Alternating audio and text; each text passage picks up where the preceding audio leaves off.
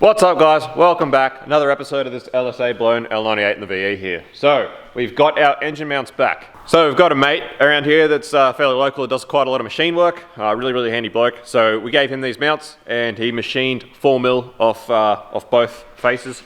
So this should hopefully just drop this motor enough that we can actually get enough bonnet clearance to get the bonnet to shut and have everything be, you know, nice and legal and neat and happy days. So we're going to get them back in here at the moment, drop this motor back down on the mounts, and that way we can continue going with the bonnet clearance and everything else. And if we've got bonnet clearance, that's awesome. That means we can continue on. We've painted our new mounts for the heat exchanger, so they're ready to go in. So we can get this heat exchanger mounted up, get all our lines sort of run roughly to where they are. We're still waiting on these fittings. So, but the most important thing is if the engine's sitting at the correct height, we can get the starter back in, we can put our pipes back on, which means we can get the VE off the hoist, which we need to because we need to start doing some stuff to the Mustang on the hoist. So that's the aim of the day, aim of the game for today, and we'll see if this is enough to get us out of trouble with our bonnet clearance.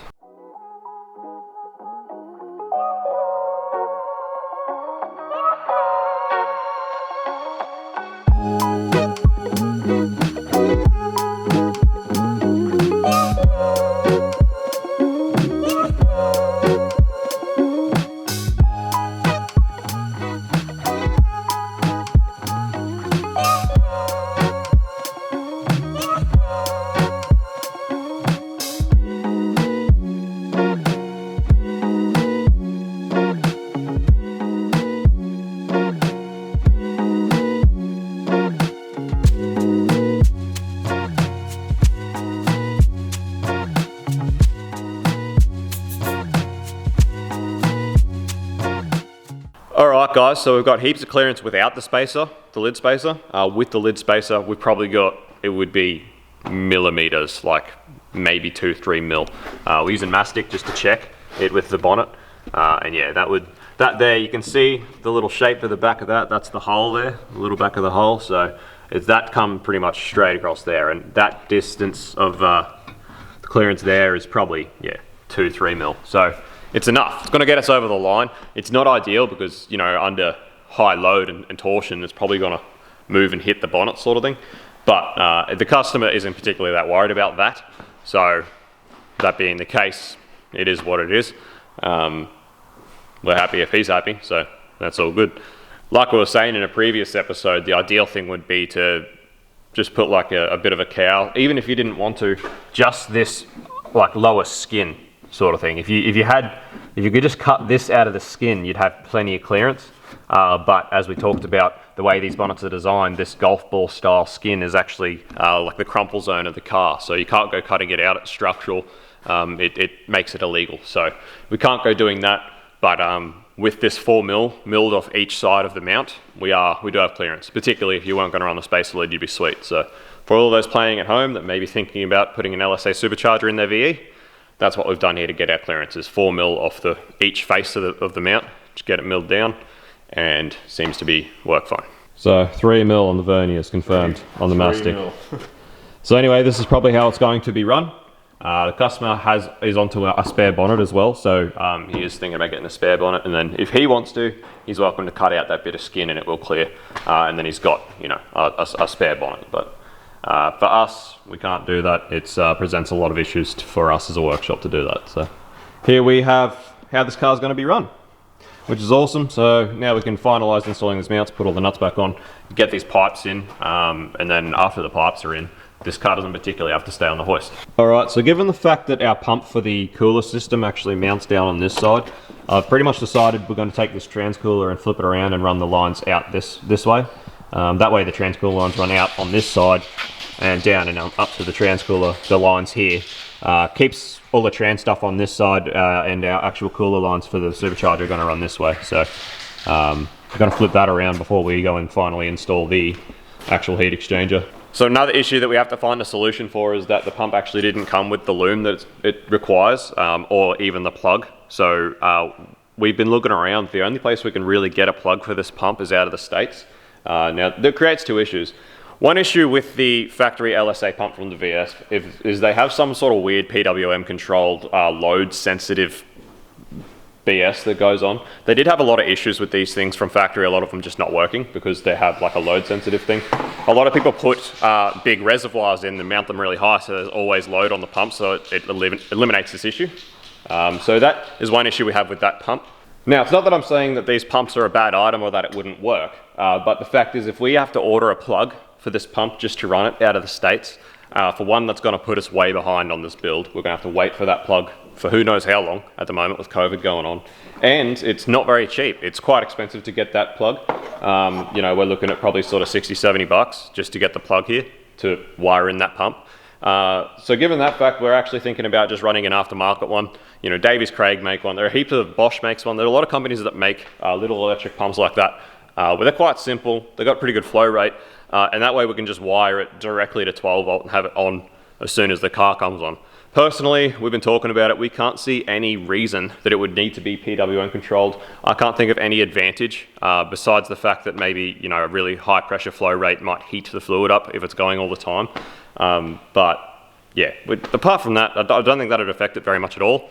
And we cannot think of a reason that it would be a disadvantage to have this thing just running while the car's on. So you can buy a Davies Craig one for like 150 bucks. It's 23 litres a minute. It's plenty of flow.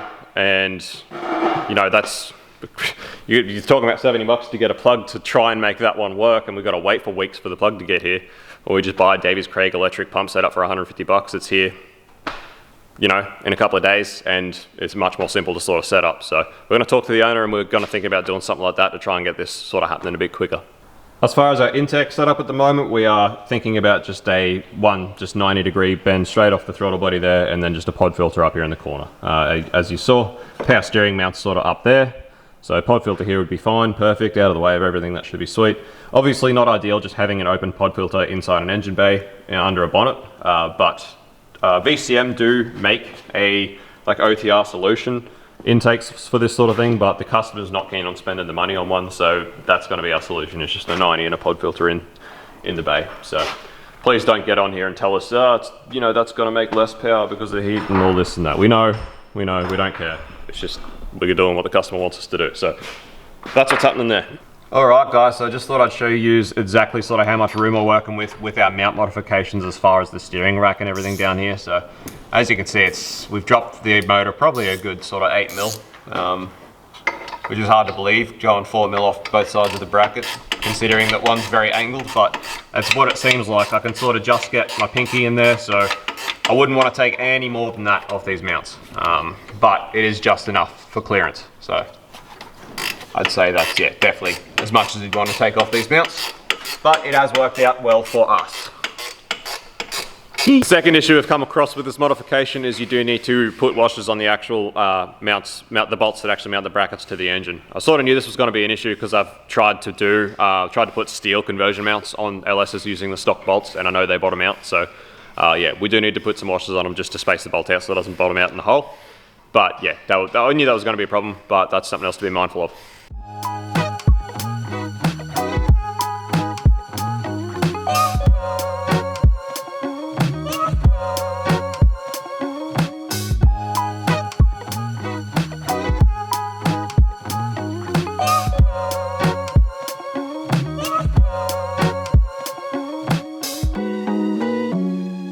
So another thing I'm going to do, guys, is just try and paint up these pipes a little bit. Creates no real advantage, presents no advantage, but as you can see, they do look pretty terrible in the form that they're in, all rusty. So I just gave them a quick scuff with some 240 paper and washed them down, let them dry a bit. I'm just going to hit them with some of this high heat ceramic cast iron paint. It probably won't last too long, but it just makes the finished product of the engine bay look so much better when they're at least sort of done somewhat. You know, I'm not spending heaps of time on them. Best thing to do is to actually go get them ceramic coated. That's what works the best. This stuff does sort of wear off eventually, particularly with a blown car. But you know, it's still going to look better for the customer when he picks it up. Looks better for photos. Just add a little bit of attention to detail that makes it look a bit nicer. But try not to spend too much time on it because it's not something that customers should really be paying for, a quick paint job. So it's just to make it look really nice.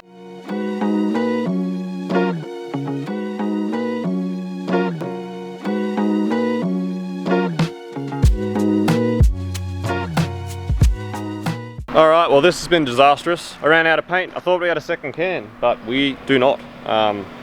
So, yeah, now I can't get them back in until I get another can of paint, which will probably be next week. So, that'll teach me to go above and beyond. So, that's a real freaking pain. Anyway, so, pause on that. Try and get some more paint next week and finish that off next week.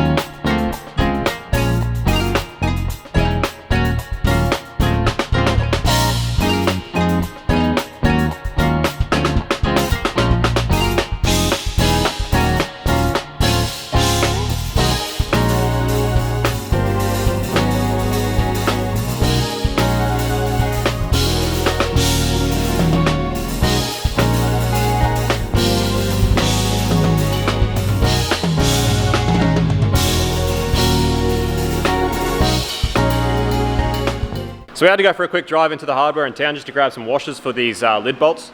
Kappa didn't actually supply any washers. I'm not sure if the stock ones have washers on them that you're meant to reuse, but the heads on the bolts, the ones that came from Kappa, were a bit small for the actual holes in the lid. But anyway, we've done our final install of the lid, and what we've actually found is, as Rex was talking down the lid, because there's a spacer and there's an O-ring on both sides of the spacer, or rubber seal, I should say, it actually squashed down like 2-3 mil. So that's going to certainly help with our bonnet clearance issue. We hadn't really accounted for the fact that it would probably squish upon tightening it down. So that's good. That sort of helps us out a bit. So this should work pretty well. That should be fine. All right, so quick measurement with the lid actually tightened down. It looks like we've got about 4 mil of clearance to the bonnet. So it's enough. It's clearance. We've got clearance. We have clearance. Roger. So we actually had a look. Ultimate Conversion Wiring actually make a patch loom kit for doing this exact conversion. So that comes with all of the little patch looms you need to relocate all the things that have to be relocated for the LSA blower. So knowing that they make a kit, we're just going to go ahead and order one of them. It's another one of those things where even if you can do it yourself, when you're sort of charging by the hour and that sort of thing, it works out cheaper and you get a better product by just buying something like that. So we're going to go ahead and order one of them. So we'll get this loom laid in wherever we need it, because the fact is that all them patch looms should be designed to run where this loom sits already to all the new places where it has to go, which means we should have no problem laying this loom in. But before we do that, before there's anything in the way and before we go chucking the radiator and everything back in, we're going to actually get the ECU out so that we can pin in our new flex fuel wire while there's enough room to actually get at the ECU and everything in this corner. So we'll do that first. Then we'll start running this loom in and chuck the radiator back in and start getting things back together. Also, Charlie, the customer we're doing this for, he has gone to a shop further away. He's going to come here this afternoon. So we've asked him to try and get us another can of paint so that we can get them pipes painted and get that back in as well. So hopefully he can get us some paint and we can get that done.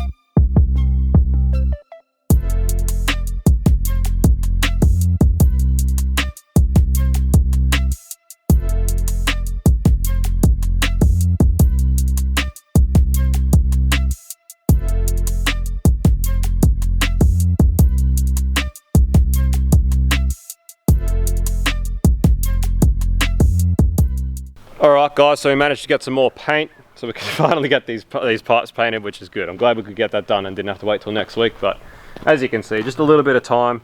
It makes a lot of difference once these go in the car. Having, you know, that's so much nicer than that patchy, rusty blue that it was, and it just makes all the difference in the engine bay. So glad I've went through the trouble of doing that, which is not a lot of trouble, just a quick scuff up and paint.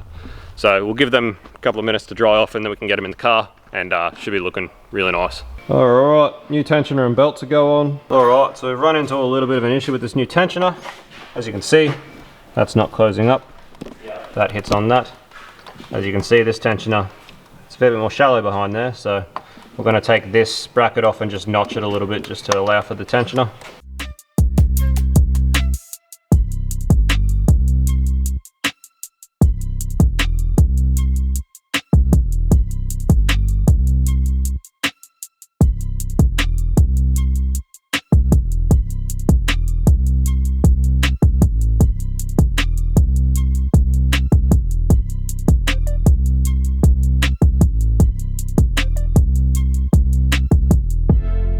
Alright, so another problem we've come across is the coil packs don't bolt back up because the fuel rail of the supercharger is in the way. I think this is probably pretty common. So you can't just bolt the coil packs straight back on. So we've got to come up with another solution for that. I know there's plenty of relocation brackets around, so we'll just have a look at what we can get.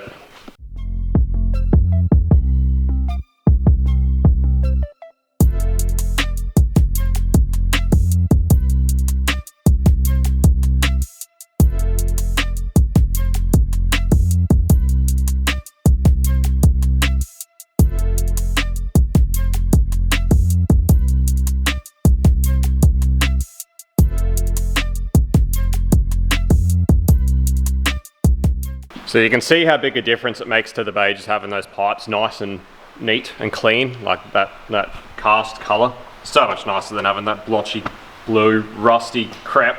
Although we have found previously some batches of this paint, this exact cast iron paint, when they get hot, they go like a pink. So it'd be interesting to see how these ones go. Like I said, it's you know, it's not going to last forever, this paint. It is just a quick fix. Like I was saying, the best thing to do is to actually pull these out and go and actually get them ceramic coated. That would be the nicest thing to do for them. But this, you know, looks nice for photos. It, you know, makes it look presentable. So.